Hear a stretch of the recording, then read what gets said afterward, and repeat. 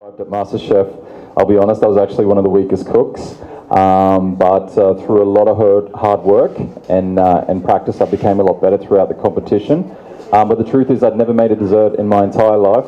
I was always scared of working with pastry and frozen desserts because it really is more of a science. You have to get measurements completely right.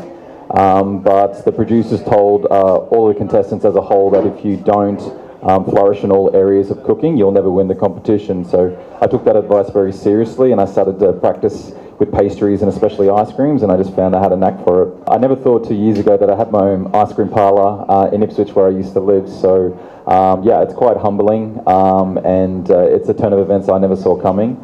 But I'm really glad that I took the risk. I started to work a little bit more with pastries and ice creams, and now I have a business that's flourishing in Australia. I'm currently dabbling with the idea of bringing the ice creams to India, so it's definitely in the work. I have actually. I arrived in India a little while ago, and I've had so many different foods here, but I've been told that if you travel 100 kilometers, the food changes once again. So I don't think I'd ever be able to taste everything in this country, but what I have tasted so far I've thoroughly loved. To be honest, my favourite dish is a mutton curry. I just can't go past it.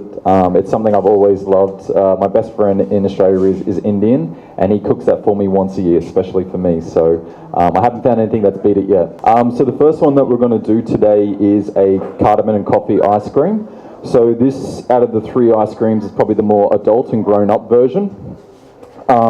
The reason I wanted to pair something like coffee with cardamom is coffee is a very robust flavour, and cardamom is a very potent spice. So when you pair them together, they actually play off one another and they work quite well.